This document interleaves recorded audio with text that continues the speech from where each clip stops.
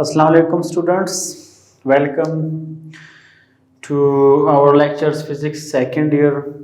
Hopefully आपको काफ़ी समझ आ गए होंगे, उम्मीद रखता हूँ आप काफ़ी खुश होंगे इन लेक्चर से, क्योंकि ये जो सेकेंड ईयर फिर फिज़िक्स हो ये काफ़ी लेंथी है, डिफ़िकल्ट है, कॉम्प्लिकेटेड है, तो इसको समझना ये काफ़ी स्ट्रॉन्ग मतलब इंसान को बहुत ही दिमाग इसमें बंद करना होगा कि वो इसको बहुत ही कंसेप्ट से क्लियर कर ले।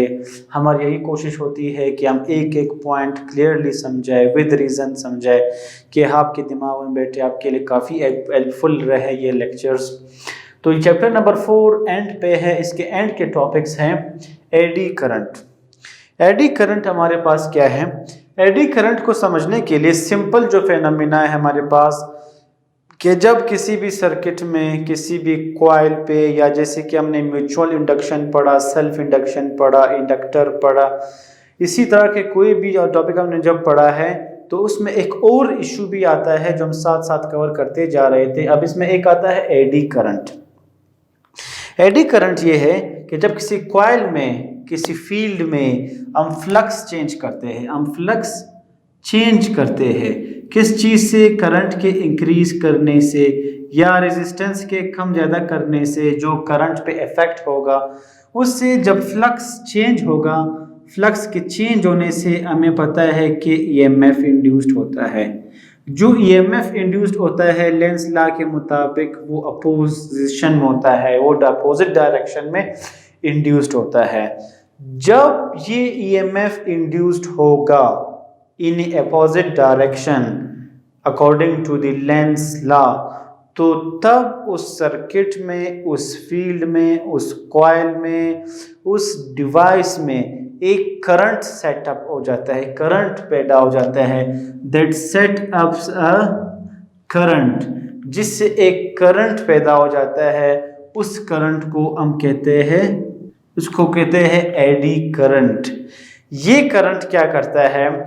इस करंट से नुकसान ये होता है कि जो हमारे पास उस चीज़ की जो एफिशिएंसी है वो कम हो जाती है, उसमें जो लॉसेस है, पावर लॉस पैदा हो जाते हैं बहुत ज़्यादा। इसमें एडी करंट में एफिशिएंसी कम हो जाती है, पावर लॉस हो जाता है, मींस ये एक एक्स्ट्रा अमाउंट ऑफ करंट पैदा हो जाता है। ये एक लॉस है हमारे लिए, जिससे उस डिवाइस की एफिशिएंसी कम हो जाती है, उसमें जो पावर लॉस है वो पैदा हो जाते हैं। या फिर हम इसको इस डायग्राम से देखते हैं, हमारे पास के दो फील्ड है, नॉर्थ पोल, साउथ पोल। ये हमारे पास एक पिवट है जिससे हमने यहाँ पर एक कंडक्टिंग प्लेट अटैच किया है। जब ये इस कंडक्टिंग प्लेट को हम यहाँ पर सस्पेंड करेंगे तो इन फील्ड्स के अक्रॉस, इन फील्ड की वजह से ये जो प्लेट्स है ये रोटेट करेंगे, ये मूव करेंगे यहाँ पर। जब ये इस पोल्स के अक्रॉस मूव करेंगे तो जैसे ही ये इस फील्ड में इंटर होगा तो उस मैग्नेटिक फ्लक्स को ये कट कर देता है, जिससे फ्लक्स चेंज होता है और ईएमएफ इंड्यूस्ड हो जाता है। इस इंड्यूसमेंट के साथ एक करंट सेटअप हो जाता है जिसको हम कहते हैं एडी करंट, जिससे पावर लॉस हो जाता है, जिससे वो जो चीज़ आप यूज़ कर रहे हो वो हीट अप हो जाता है। अगर आपके पास वो कोई कोर है, आयरन कोर है, कोई कॉइल है, वो हीट अप हो जाता है उसी एक्स्ट्रा अमाउंट ऑफ करंट की वजह से। दूसरा पॉइंट, जब ये कंडक्टिंग प्लेट इन पोल्स के अक्रॉस मूव करेगा तो हमने कहा जब ये इंटर करेगा, लीव करेगा, जिससे फ्लक्स कट हो जाता है, मींस फ्लक्स में चेंज आ जाता है। जब फ्लक्स चेंज होगा इससे ईएमएफ इंड्यूस्ड होगा, इस ईएमएफ से एक extra amount of current set up होगा जिसको हम एडी करंट कहते हैं, जिससे फिर हमें लॉसेस मिलते हैं उसी डिवाइस के। तो यहाँ पर ये क्या होगा कि जैसे ही फ्लक्स चेंज होता है तो इन पे जो फोल्स हैं, जैसे ही ये फ्लक्स चेंज करेगा तो ये जो कंडक्टिंग प्लेट है इस पे फ्लक्स के चेंज होने से, हमने पहले भी कहा कि इस पे भी पोल्स अपीयर हो जाते हैं। किस तरह से कि नॉर्थ के साथ इसके इस साइड पे नॉर्थ अपीयर हो जाता है, यहाँ पर साउथ। जब सिमिलर पोल्स होंगे तो ये एक दूसरे को रिपेल करेंगे, एक फोर्स ऑफ रिपल्जन पैदा होगा जिससे नॉर्थ पॉइंट पे आकर ये रिपेल होगा, जब साउथ की तरफ आएगा वो उसको रिपेल करेगा, तो ये यू मूवमेंट स्टार्ट करता है। ये एक बेसिक एग्जांपल था हमारे पास। तो मकसद बताने का ये है कि इसमें एक लॉस आता है जिसको हम कहते हैं पावर लॉस। पावर लॉस हो जाता है। पावर लॉस से ये मतलब है कि आपने जो इनपुट दिया है आपको इतना आउटपुट नहीं मिलता, आउटपुट आपको कम मिलेगा, उसकी जो एफिशिएंसी है वो कम होगी। इस पावर लॉस को आप किस तरह मिनिमाइज करते हो, इसको हम किस तरह कम करते हैं, चाहे वो इस फॉर्म में हो चाहे वो बाकी टॉपिक्स में हो, इसको मिनिमाइज करते हैं bye thin layers by non conducting material. एक नॉन कंडक्टिंग मटेरियल हम यूज करते हैं जो मेटल ऑक्साइड के अक्सर बने होते हैं, एक थिन लेयर्स के होते हैं। मीन जैसे कि थिन शीट्स है, जैसे कि वुड के शीट्स है फर्नीचर बनाने के लिए, तो हम लिखते हैं कि 1 2 3 4, कुछ इसको हम यू आपस में लाइन में रखते हैं। तो उस तरह अगर एक पूरा टेबल हो या उसको हम यू काटते थिन लेयर्स में, तो जब उसको हम थिन लेयर्स में काटेंगे तो वो जो करंट है वो बेसिकली लूप्स में डिवाइड हो जाता है, जिससे ये लॉसेस कम हो जाते हैं, मिनिमम हो जाते हैं। या हम इसको कहते हैं थिन लेयर्स, या इसको हम कहते हैं लेमिनेशंस, थिन लेमिनेशंस में, या इसको हम कहते हैं थिन इंसुलेटेड लेमिनेशन। इंसुलेटेड का ये मतलब है कि अगर एक पीस ये है एक पीस ये है, लेमिनेशन है 2 दाने। इंसुलेटेड का ये मतलब है कि ये दोनों बेशक यूं पड़े हो लेकिन इनका जो इंटरनल पार्ट है, इसके अंदरूनी जो कॉइल है, जो वायर है, वो आपस में टच नहीं होते, इसको कहते हैं इंसुलेटेड। या जैसे कि कोई हम स्विच बोर्ड लेते हैं, उसमें जो तार होता है, अब तार के ऊपर एक कवर होता है वाइट कलर का, जो आम खास स्विच बोर्ड है, कोई भी टीवी का वायर है, कोई और स्पीकर का वायर है, बेसिकली जो कॉपर के वायर्स या और मटेरियल के वायर्स होते हैं वो उस कवर के अंदर होते हैं। तो अगर 2 तार को हम यूज कर लेंगे कुछ नहीं होता, क्यों? क्योंकि जो वायर्स है वो तो इसके अंदर इंटरनल पार्ट में है, अगर उनको हम टच कर ले तो उससे वो चीज़ इफेक्ट होगा, डैमेज होगा। तो इसका मतलब है इंसुलेटेड होना। ये जो हमारे पास पावर लॉस हम जिस मेथड से मिनिमाइज करते हैं ये यूज़ होता है ट्रांसफार्मर्स में, मोटर्स में। जब ये लेमिनेशंस हम यूज़ करते हैं इससे ये हो जाता है कि जो एडी करंट लॉसेस है वो कम हो जाते हैं और उस डिवाइस की जो एफिशिएंसी है वो बढ़ जाती है, उसकी सलाहियत बढ़ जाती है, वो और बेहतर आपको आउटपुट मिल सकता है। तो ये था हमारे पास about eddy current. Transformer last topic है इस चैप्टर का। ट्रांसफार्मर में हम सबसे पहले स्टार्ट लेते हैं ट्रांसफार्मर का, इसका जो कंस्ट्रक्शन है। कंस्ट्रक्शन से पहले हम ये देखते हैं कि जो ट्रांसफार्मर है ये किस लिए यूज़ होता है, इसमें क्या क्या पार्ट्स है। उससे पहले हम ये कहते हैं कि हमारे पास जो पावर है, जो वोल्टेज है, जो हाई वोल्टेज है, वो हाई वोल्टेज हमारे पास, हाई वोल्टेज जहाँ पर बिजली बनती है, इलेक्ट्रिसिटी बनती है, किस सोर्स से बन रही है, कोयले से बन रही है, वाटर है, विंड है, जो भी सोर्स है, वहाँ से जो बिजली बनती है जहाँ पर उसको कहते हैं पावर प्लांट। उस पावर प्लांट से में जो है एक होता है स्टेशन।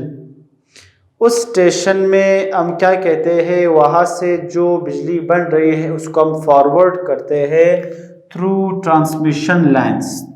अब चूंकि वो बहुत ही हाई वोल्टेज होता है, जैसे कि आपके पास हम 132 kV हो, 500 kV हो, ज़्यादातर पाकिस्तान में 500 kV, 132 kV ये ज़्यादातर यूज़ होते हैं।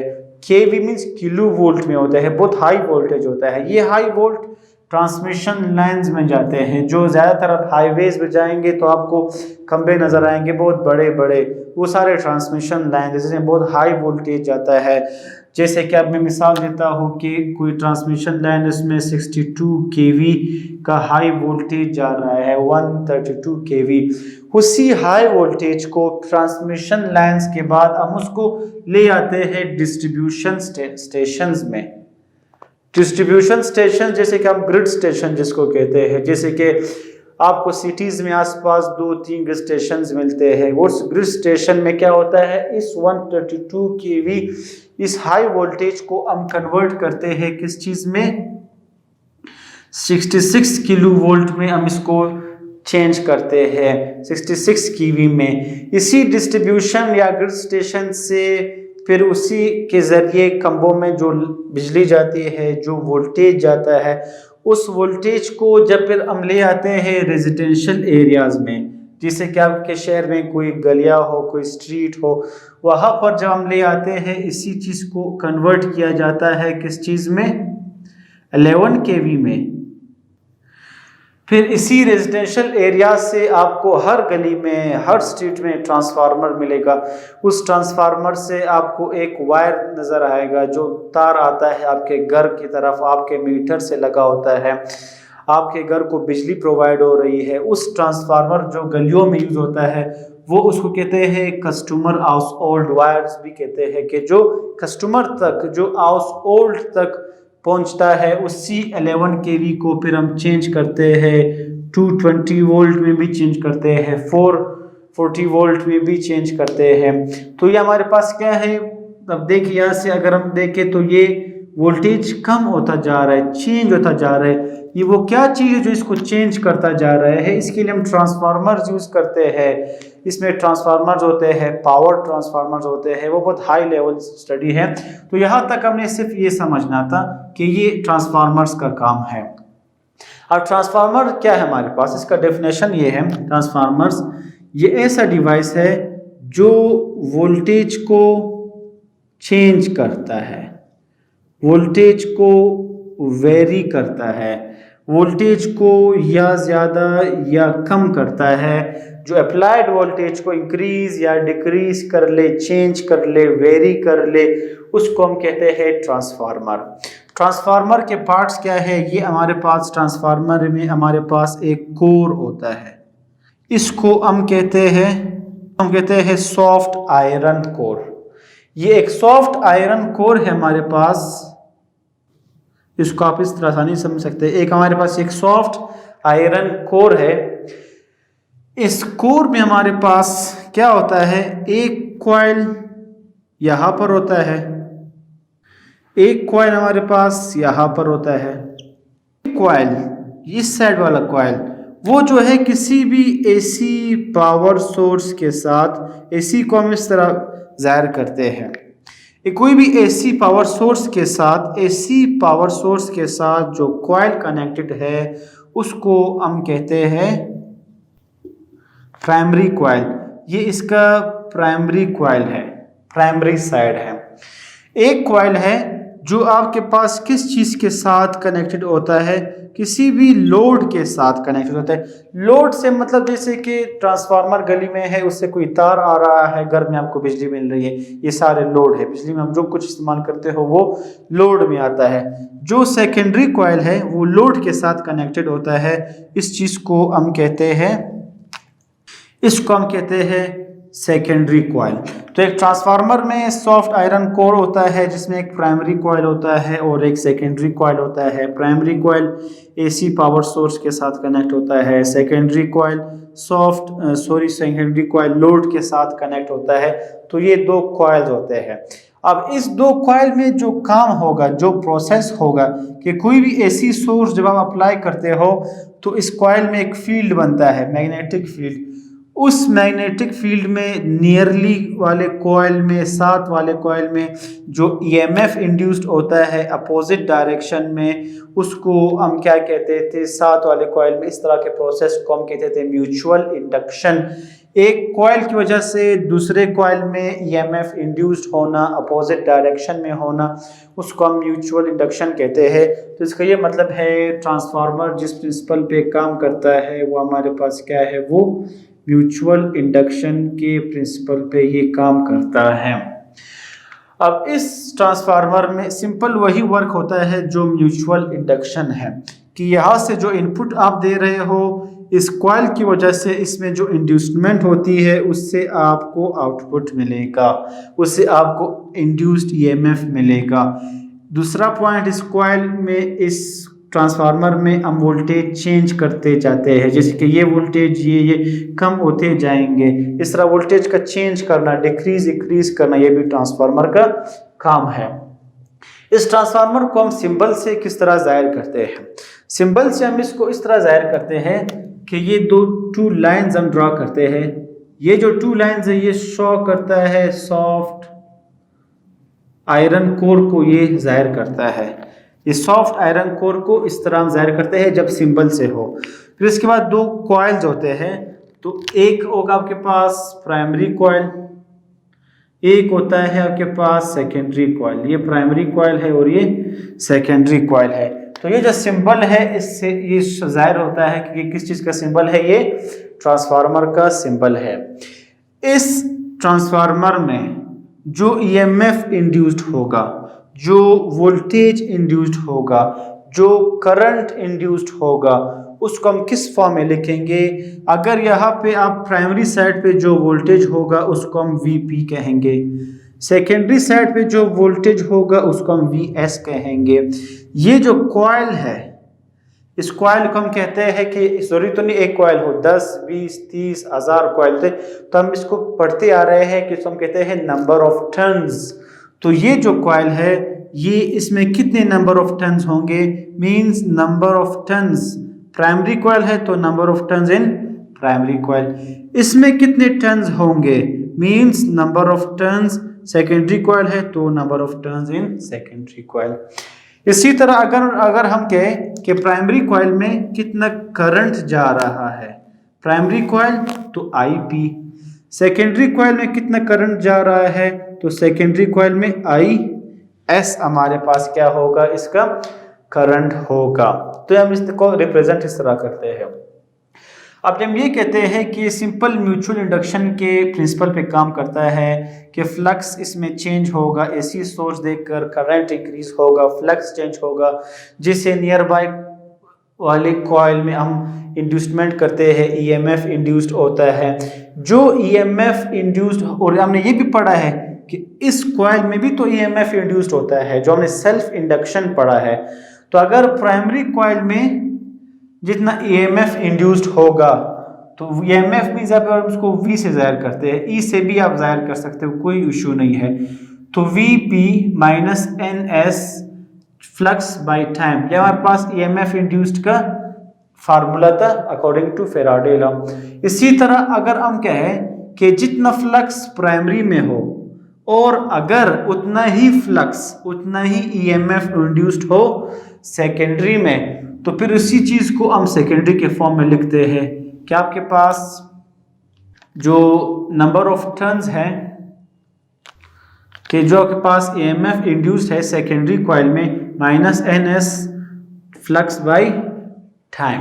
ये सिंपल इसका इक्वेशन था कि जो ईएमएफ इंड्यूस्ड हुआ है, इसको आप इस तरह भी लिख सकते हैं या इसको आप ईएमएफ में भी लिख सकते हैं जो इंड्यूस्ड है, ईपी और ईएस, इस फॉर्म में भी आप इसको लिख सकते हैं। तो ये सिंपल इक्वेशन था। अब यहाँ पर एक इक्वेशन आपके पास ये है, एक इक्वेशन आपके पास ये है। इन दोनों इक्वेशंस को हम आपस में क्या करते हैं, डिवाइड करते हैं। जब इन दोनों इक्वेशंस को हम आपस में डिवाइड करेंगे, मैं डायरेक्ट करता हूँ यहाँ पर, जब दोनों को आपस में डिवाइड करेंगे तो क्या होगा, आपके पास phi change in phi by change in T, change in phi by change, दोनों कट जाएंगे, ऊपर नीचे सेम है। नीचे आपके पास क्या रह जाएगा equation, VP divided by VS, VP divided by VS, minus और माइनस कट जाएंगे तो एनपी डिवाइडेड बाय एनएस। ये सिंपल हमारे पास एक इक्वेशन है। अब इस तरह के इक्वेशन फिर ट्रांसफार्मर के जो है न्यूमेरिकल्स में यूज हो सकते हैं। कि फर्ज करें ये कोई ऐसा न्यूमेरिकल है कि जिसमें आपको सेकेंडरी वोल्टेज दी गई है, प्राइमरी में नंबर ऑफ टर्न्स, सेकेंडरी में नंबर ऑफ टर्न्स गिवन है, आपको कहता है कि प्राइमरी का वोल्टेज क्या होगा, तो आप वैल्यूज पुट करके मालूम कर सकते हो। इसी तरह अगर ये तीनों दिए हो, ये ना दिया हो, तो आप उसको शिफ्ट करके आसानी से आप कोई भी चीज अननोन कुछ भी दिया हो आप उसको मालूम कर सकते हो। ये सिंपल इक्वेशन है हमारे पास ट्रांसफार्मर में, जिसमें आप अगर कोई न्यूमेरिकल फॉर्म हो तो आप प्राइमरी के लिए नंबर ऑफ टर्न्स मालूम कर सकते हैं अगर ये तीनों गिवन हो, सेकेंडरी के नंबर ऑफ टर्न्स मालूम कर सकते हो कि अगर ये तीनों गिवन हो। इसी तरह आप सेकेंडरी के लिए जो वोल्टेज कितना है सेकेंडरी साइड पे वो मालूम कर सकते हो अगर ये तीनों गिवन हो। तो इसे आप इसमें कोई भी अननोन मालूम कर सकते हो। और इस तरह के ट्रांसफार्मर, इसमें कुछ लॉसेस भी होते हैं, ये आगे पढ़ेंगे। एक ट्रांसफार्मर को हम इस तरह कंसिडर करते हैं कि हमारे पास है आइडियल ट्रांसफार्मर। आइडियल मींस वो चीज, वो ट्रांसफार्मर जिसमें कोई भी लॉस ना हो, कि उसमें ना ही पावर लॉस हो, कि कोई भी पावर ज़ाया नहीं होगा, कोई भी पावर डिसिपिएट नहीं होगा, कि ना ही उसमें हीट अप हो, कि कोई गर्म ना हो, कि ना ही उसमें कोई एडी करंट लॉस हो, कोई भी करंट उसमें लॉस ना कर ले, या उसमें कोई भी रेजिस्टेंस ना हो। कि अगर कोई भी लॉस उसमें ना हो, आसान अल्फाज में उसको हम कहते हैं आइडियल ट्रांसफार्मर। अब एक ट्रांसफार्मर है, आपने उसको इनपुट दिया है तो आपको उतना ही आउटपुट अगर मिले, पहले उतना आउटपुट आपको नहीं मिलता, क्योंकि इस पॉइंट से इस पॉइंट तक आने के लिए आपको बहुत से फेजेस को फेस करना होता है, जिसमें एडी करंट होता है, हिस्टैरिसीस लॉस होता है, रेजिस्टेंस ऑफ द कॉइल होता है, फ्लक्स लीकेज होता है। तो आपको वो आउटपुट नहीं मिलता, आपको वो इतना एफिशिएंट नहीं होता। तो इसलिए अगर आइडियल ट्रांसफार्मर जिसमें कोई भी लॉस ना हो, तो लाजमी बात है आप जितना पावर का इनपुट होगा आपको उतना ही आउटपुट मिलेगा। पावर हमारे पास किस चीज़ के इक्वल है? पावर जो है VI के इक्वल है। The product of voltage and current is called power. ये इसका सबसे सिंपल डेफिनेशन है।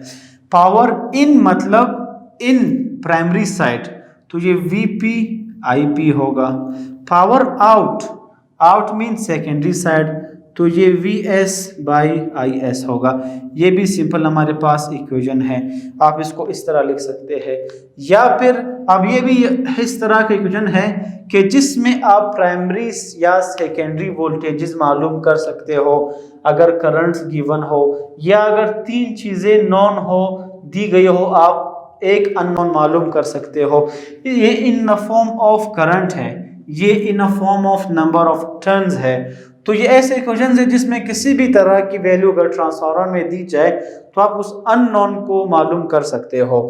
या फिर इस इक्वेशन को आप लिख सकते हो वोल्टेज अपॉन करंट के फॉर्म में, मींस VS मल्टीप्लाई और इस तरह का डिवाइड हो जाएगा, VP/VS। ये IS एज इट इज है, IP जब इस तरफ आएगा तो ये डिवाइड हो जाएगा। तो इस फॉर्म में भी आप लिख सकते हो। और इससे इक्वेशन से ये भी पता चल रहा है कि जो वोल्टेज और करंट है, इन दोनों की आपस जो रिलेशन है वो रिलेशन क्या है? वो रिलेशन इनवर्स रिलेशन है। इनवर्स का मतलब वोल्टेज जिसमें जितना ज्यादा होगा करंट कम होगा, करंट जितना ज्यादा होगा वोल्टेज उतना ही कम होगा। तो ये हमारे पास केस था आइडियल ट्रांसफार्मर। जो ट्रांसफार्मर हम पढ़ रहे हैं उसमें लॉसेज होती है, उसमें बहुत से फेजेस फेस करने होते हैं, वो एक एक्चुअल ट्रांसफार्मर भी उसको कहते हैं और उसको हम एक्चुअल ट्रांसफार्मर भी कहते हैं। इस एक्चुअल ट्रांसफार्मर में लॉसेस आती है, पावर लॉसेस इन ट्रांसफार्मर को चूंकि हम पावर के फॉर्म में लिखते हैं क्योंकि इसमें हमें दो चीजें देखनी होती है, वोल्टेज और करंट। तो इसमें कौन से लॉसेस आ सकते हैं? एक इसमें आता है एडी करंट लॉस, जिसको हम आयरन लॉसेस भी कहते हैं। एडी करंट लॉसेस ये है कि जब इस कॉइल में, इस कोर में जो वर्क हम करवाना चाह रहे हैं, जो म्यूचुअल इंडक्शन का प्रोसेस होगा, उन दौरान जब इसमें इंड्यूसमेंट होगी, इस इंड्यूसमेंट की वजह से जैसे कि मैंने कहा एक करंट सेटअप होगा, एक करंट पैदा होगा जो एक्स्ट्रा अमाउंट ऑफ करंट है, जो हाई करंट है, जिससे वो कोर क्या हो जाता है? वो हीट अप हो जाता है, उसकी एफिशिएंसी कम हो जाती है, इतना आउटपुट आपको नहीं मिलता जो आपके लिए रिक्वायर्ड हो। तो उस करंट को हम कहते हैं आयरन लॉसेस या एडी करंट लॉसेस। या फिर जब ये एडी करंट यहाँ पर पैदा हो जाता है, वो एडी करंट जो है इस पूरे कोर को कवर कर लेता है। उस कोर को कवर करना इसको भी इसलिए भी चूंकि ये आयरन कोर है इसलिए इसको हम आयरन लॉसेस भी कहते हैं। एक है हमारे पास हिस्टैरिसीस लॉसेस। हिस्टैरिसीस लॉसेस हमारे पास ये है कि ये लॉसेस किस दौरान बनते हैं, किस टाइम पर, at the time of magnetization and demagnetization, at the time of magnetization and demagnetization. इसको आप समझे जैसे कोई AC source, AC curve, AC graph, उस सेंस में आप समझे। मैग्नेटाइज मतलब जिस टाइम इसमें वर्क हो रहा हो, इनपुट जा रहा हो, जिसको हम कहते थे जनरेटर में कि वो वेव इंक्रीज हो रहा है, तो इंक्रीज होकर वो वापस जीरो पे आकर एक कांस्टेंट पाथ में जा रहा है, ये है मैग्नेटाइज चीज। मैग्नेटाइज इस तरह मतलब है जैसे कि आपने कोई बाइक है, गाड़ी है, आपने रेस दी तो आपने वापस पीछे हो गए, इसको भी हम उस फॉर्म में आप देख सकते हैं। मैग्नेटाइज का मतलब ये है कि ये जो आपके मैग्नेटाइज, जब इसको आप इनपुट दोगे तो वोल्टेज इंक्रीज, करंट में जितना इंक्रीज होगा, ये मैग्नेटाइजेशन है। जब जैसे कि आप कोई गाड़ी है वो चढ़ाई पे जा रही है, फिर आप उसको जितना भी रेस दो, लेकिन फर्स्ट कर उसका इंजन कमजोर है तो वापस वो पीछे रिवर्स की तरफ आता है।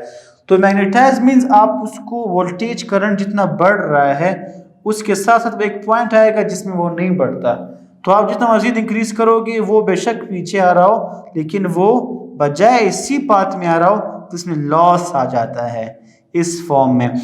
इसको फिर हम कहते हैं डीमैग्नेटाइज होना, इसको हम कहते हैं हिस्टैरिसीस लॉसेस।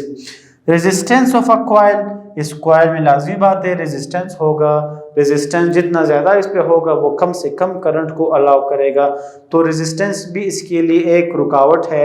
जब रेजिस्टेंस जितना इसमें वो रुकावट करेगा उस वजह से ये इफेक्ट डालेगा किस चीज़ पर, उसके पावर पर, जिससे पावर लॉस होगा, पावर डिसिपिएट होगा। लास्ट पॉइंट है फ्लक्स लीकेज, जिसको मैग्नेटिक लॉसेस भी कहते हैं। फ्लक्स लीकेज का आसान अल्फाज में ये मतलब है कि आप जितना इनपुट दोगे, पावर इनपुट, उतना ही आपको इनपुट मिलेगा उस केस में जब वो आइडियल ट्रांसफार्मर हो। एक्चुअल ट्रांसफार्मर में आप जितना इनपुट दोगे तो उन्होंने इस लॉसेस से गुजरकर आउटपुट आपको उसके बनिस्बत हमेशा कम होगा। क्यों कम होता है? एक वजह इसकी ये भी है कि इनके दरमियान एक लॉस होता है जिसको मैग्नेटिक लॉस कहते हैं, इसको फ्लक्स लीकेज लॉस भी कहते हैं, कि जब इनपुट होगा आउटपुट तक पहुंचने के लिए उस फ्लक्स में लीकेज होता है, फ्लक्स में वेरिएशंस होते हैं। ज़रूरी नहीं कि हर पॉइंट में इंड्यूसमेंट हो, उस फ्लक्स में लीकेज आना, जैसे कि कोई बोतल है हम कहते हैं वो लीक है, उसी तरह लीकेज आना, तो वो हर पॉइंट को अगर आप उसको विद पॉइंट्स देखो तो हर पॉइंट पे वो फ्लक्स को कम कर देगा, कट कर देगा, जिससे आपको एग्जैक्ट आउटपुट नहीं मिलता। तो इसको भी हम कह सकते हैं कि आपके पास ये क्या है, फ्लक्स लीकेज या मैग्नेटिक लॉस। तो हमारे पास लॉसेस है किसी भी ट्रांसफार्मर में। लास्ट पॉइंट इसमें है टाइप्स ऑफ ट्रांसफार्मर। एक है स्टेप अप ट्रांसफार्मर और एक है आपके पास step down. Step up means जैसे कि ट्रांसफार्मर का काम है वोल्टेज को चेंज करना, वेरी करना, ज्यादा करना, कम करना। तो स्टेप अप मींस वोल्टेज को इंक्रीज करना, स्टेप डाउन मींस वोल्टेज को डिक्रीज करना, कम करना। ये आपके पास क्या है, ये इनके टाइप्स है। इसको बाय डायग्राम अगर आप देखें तो ये आपके पास एक आयरन कोर है, स्टेप डाउन के लिए आपके पास एक आयरन कोर है। इस आयरन कोर में एक कॉइल होता है हमारे पास प्राइमरी, एक होता है सेकेंडरी, एक साइड है प्राइमरी, एक साइड है सेकेंडरी। हमें जो आउटपुट चाहिए यहाँ पर, अब जैसे कि हम कह रहे थे ना कि 132 को 66, 66 को 11, 11 को 220 में कन्वर्ट करना मींस वोल्टेज कम हो रहा है। कम ये किस चीज पे डिपेंड करता है, ये number of turns per depend करता है। नंबर ऑफ टर्न्स मींस तार, कॉइल की तादाद जितनी ज्यादा होगी आपको उतना ही ज्यादा आउटपुट मिलेगा, उतना ही ज्यादा वोल्टेज मिलेगा, इंड्यूस्ड ईएमएफ उतना ही ज्यादा होगा। कॉइल की तादाद जितनी कम होगी उतना ही कम इंड्यूसमेंट होगी, उतना ही कम वोल्टेज आपको मिलेगा। तो मीन्स यहाँ पर प्राइमरी कॉइल के बनिस्बत सेकेंडरी कॉइल में जो कॉइल की तादाद है, जो नंबर ऑफ टर्न्स होंगे, वो नंबर ऑफ टर्न सेकेंडरी में ज़्यादा होंगे, तो आपको सेकेंडरी में वोल्टेज भी ज़्यादा मिलेगा। वोल्टेज का ज़्यादा होना उसको हम कहते हैं स्टेप अप ट्रांसफार्मर। अब फर्ज करें इनपुट में जो प्राइमरी वोल्टेज है, यहाँ पर प्राइमरी नंबर ऑफ टर्न्स है। मैं सिर्फ आपको इसको in the form of voltage समझाता हूँ कि फर्ज कर ले यहाँ पर आपने इसको दी है 220 वोल्ट, तो आपने उस हिसाब से ये नंबर ऑफ टर्न सेट होते हैं ट्रांसफार्मर में कि वोल्टेज को आपने ज़्यादा बढ़ाना है। कितना बढ़ाना है? फर्ज करो 500 वोल्ट तक बढ़ाना है, तो उसको उसी हिसाब से नंबर ऑफ टर्न्स लगाए जाते हैं। 100 दाने है, 100 है, 200 है।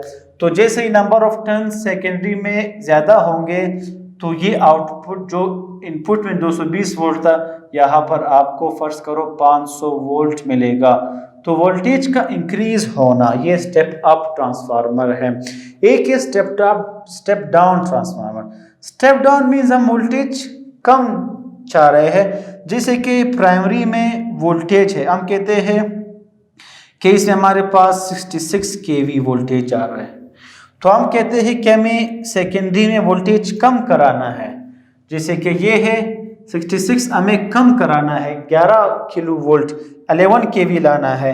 तो 11 kV के लिए हमने क्या करना होगा कि जो सेकेंडरी कॉइल है उसके बनिस्बत प्राइमरी में जो कॉइल्स होंगे वो चूंकि ज़्यादा है, वो नंबर ऑफ टर्न जितने ज़्यादा होते हैं प्राइमरी में, मींस आप वोल्टेज ज़्यादा है, नंबर ऑफ टर्न ज़्यादा है, वोल्टेज ज़्यादा है। तो अगर सेकेंडरी में आप नंबर ऑफ टर्न सेकेंडरी में कम करेंगे तो आपको आउटपुट वोल्टेज कम मिलेगा। फर्ज करें आपको चाहिए 11 kV, या फर्ज करें आपको चाहिए सिर्फ 220 वोल्ट आपको चाहिए, तो ये आपके पास क्या है? वोल्टेज का कम करना स्टेप डाउन ट्रांसफार्मर है। वोल्टेज का इंक्रीज करना वो स्टेप अप ट्रांसफार्मर है। तो ये हमारे पास लास्ट लेक्चर था चैप्टर नंबर 4 में। होपफुली आपको समझ आ गया होगा। जो बेहतर मेथड लग रहा है, जो बेहतर पॉइंट्स लग रहे हैं, जो कंसेप्चुअल पॉइंट्स विद रीज़न, हमने एक एक पॉइंट इसमें डिस्कस किया है कि एडी करंट क्या है, कब पैदा होता है, कैसे पैदा होता है। अगर ट्रांसफार्मर को देखें तो उसमें क्या क्या पार्ट्स है, ट्रांसफार्मर कैसे बना, क्यों बना, इसमें क्या रीज़न है, वो पार्ट्स हमने देखे। किसमें वोल्टेज का क्या काम है वो हमने देखा। इसी के पार्ट्स को, कंस्ट्रक्शन को, वर्किंग को, इसके सिंबल को, इसके इक्वेशंस किस चीज़ पे डिपेंड करना, या फिर हमने डिफरेंस देखा एक्चुअल ट्रांसफार्मर, आइडियल ट्रांसफार्मर, उसमें हमारे पास क्या फ़र्क है। अगर एक्चुअल के आइडियल वो ट्रांसफार्मर है जिसमें कोई भी लॉस ना हो, जो ज़ीरो है उसमें लॉसेस। एक्चुअल में लॉसेस होते हैं, कौन कौन से लॉसेस होते हैं, क्यों होते हैं, क्या होते हैं, वो हम कर चुके हैं। इसी ट्रांसफार्मर में 2 टाइप्स है, स्टेप अप, स्टेप डाउन। इनकी यूजेस बाय डायग्राम इनको एक्सप्लेन करना आपको काफ़ी समझ आ गया होगा। Thank you for this lecture. Thank you. हाफिज़।